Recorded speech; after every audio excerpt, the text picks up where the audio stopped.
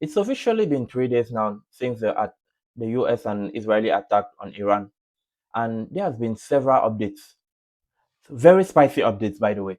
And in this video, we are going to take a look at every single thing that must have happened already, and things we may look at and predict this may happen. So, first and foremost is the death of the Ayatollah. Ayatollah Ali Khamenei was killed on Sunday in his home residence in Tehran.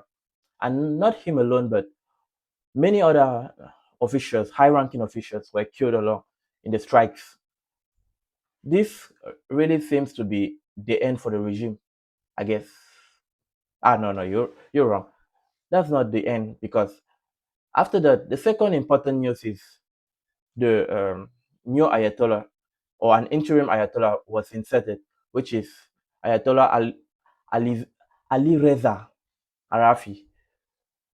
Ali Reza Arafi is a new Ayatollah, just interim, just for now, while everything goes on, and at the end they may have a new one.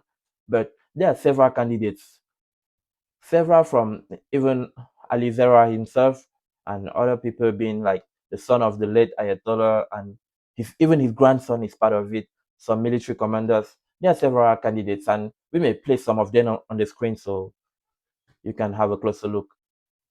And they have different positions. So the third important news is also about the bombing of different areas in Iran. We'll start with Iran because there are several bombings. First, in Iran, there have been reports of bombing of schools, not just a single school, but of schools and of many areas where civilians live. So that, according to international law, is prohibited. But now, being done by the US and Israel, let's see what international law will actually apply. Let's see if there would be something different from I condemn, I condemn, I condemn. And if you've looked at things happening all along the world, or at all the war crimes happening just recently in Gaza, you understand that the only thing the ICJ considers is condemnations, and no eventually there's never an end goal to it, except from I condemn this, I condemn that. Everyone just starts condemning. There is no penalty applied to the country. Israel has no penalty applied to it for starving and killing over, if the estimates are right, 70,000 Palestinians. So mostly it's all about condemnation left and right, which means nothing.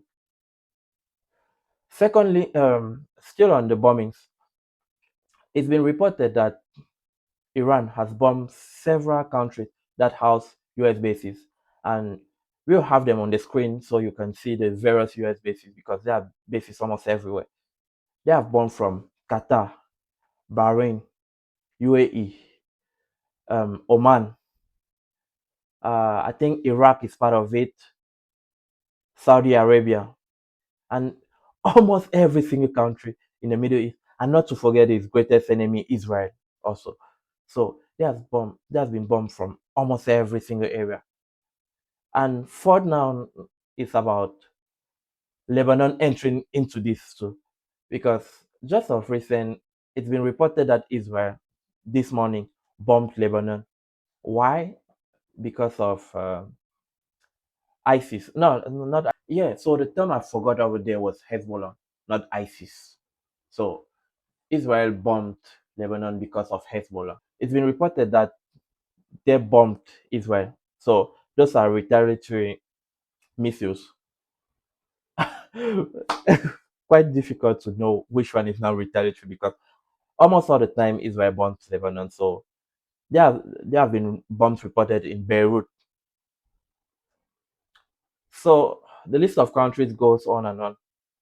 But the final and somehow most spicy news, which I wish this was true, but there haven't been confirmation, is the IRGC reported today that they bombed Israeli Prime Minister Netanyahu's office and killed him. Which, if you don't know, the IRGC is the Islamic Revolutionary Guard Corps. They are above the Iranian army. They are somehow a special group. We can say the CIA, but they're even bigger because they they also have some political role rather than the CIA, which will be the same and very corrupt, despite the government being Republican or Democrat. The IRGC reported today of bombing Israeli Prime Minister's office and killing him. How much I wish that was true. Despite the fact I'm not supposed to celebrate or I'm not supposed to have a dog in this fight, at least most people or the whole world, aside from the US, the Europeans, and Israel, side with Iran. I mean, because these are unprovoked strikes. These are strikes which came after a so-called negotiations.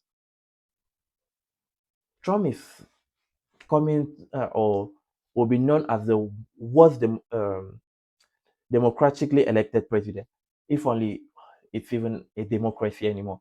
Because we are seeing the switch of the USA from a republic to an empire, similar to Rome, where they left from a republic to an empire under Emperor Augustine, and that led to its fall.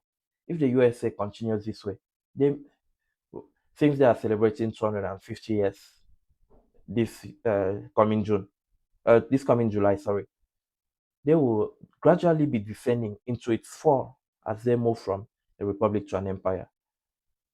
And Trump will at least bear 80% of the cost. That's some conservative analysis of mine. But with that said, there have been some reports from Israel saying every single, all the news from the IRGC is false because Israel reports that there has been no bombs on Netanyahu's office and he's still alive, despite the fact we haven't seen him yet. So we're still waiting and we hope he goes away because he's actually a war criminal who deserves nothing else but death. I think that should be all for today. Catch you in the next one. Feel free to like and subscribe. Also, let me know what you think. If it's a good thing for Netanyahu to die or it's a bad thing. I don't know who would think of it as a bad thing except from Zionists. But that's it for me. Catch you in the next one. Like and subscribe. Thank you.